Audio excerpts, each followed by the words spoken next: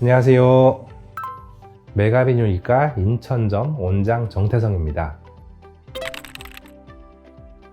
갱년기라 하면 주로 중년 여성에게 폐경 그리고 그로 인한 다양한 증상, 즉 여성 갱년기를 생각하는데 남자도 갱년기가 옵니다.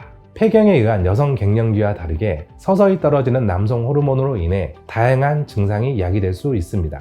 남성 호르몬은 대부분 남성의 고환에서 생성되는 테스토스테론으로 남성다움, 예를 들어 성욕 등 정신적인 부분과 그리고 근육 생성 같은 신체적인 부분에 주요한 역할을 합니다.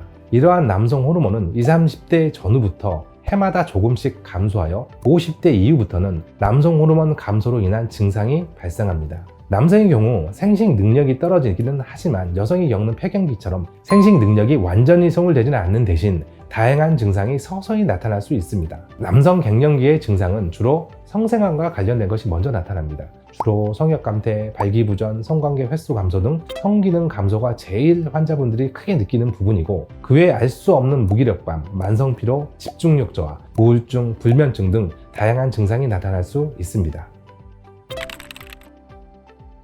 남성 갱년기의 원인으로는 음주, 흡연, 비만 등 남성 호르몬 감소를 촉진하는 잘못된 생활습관, 그리고 스트레스 등이 갱년기를 촉발할 수 있겠지만 기본적으로 나이 들어감에 있어서 어쩔 수 없이 일어나는 몸의 변화다라고 볼 수 있습니다. 남성들은 갱년기에 들어서 급격한 변화보다 증상이 서서히 진행되어 잘 모르고 지나치는 경우가 많습니다. 갱년기 자가 문진표라는 게 있는데 1번 성욕이 줄었다, 2번 무기력하다, 3번 근력 및 지구력이 감소하였다, 4번 키가 다소 줄었다, 5번 삶의 의욕과 재미가 없다, 6번 슬프거나 짜증이 많이 난다, 7번 발기력이 감소하였다, 8번 조금만 운동해도 쉽게 지친다, 9번 저녁 식사 후에 졸음이 잤다, 10번 업무 능력이 감소하였다. 위 10가지 중 1번이나 7번의 질문에 해당되는 경우, 혹은 1번과 7번을 제외한 나머지 3개 이상의 질문에서 그렇다에 해당되는 경우 남성 갱년기를 의심할 수 있습니다. 위 증상이 있을 경우 병원에 내원하여 검사를 권장드리며 간단한 혈액 검사를 시행하여 테스토스테론 3.5 미만인 경우 남성 갱년기를 진단할 수 있습니다. 여성 갱년기의 경우 신체의 급격한 변화로 인해 신체적, 정신적 스트레스가 높아 적극적인 치료를 받는 경우가 많은데 반해 남성 갱년기의 경우 관심도 및 이해도가 낮아 이를 인지하지 못하는 경우가 많습니다. 남성 갱년기를 단순한 노화 현상으로 봐야 하나, 아님 질병으로 봐야 하나, 생각의 차이가 있을 수 있지만 갱년기 증상으로 인해 일상생활에 장애가 있다면 갱년기 치료를 시행하여야 합니다.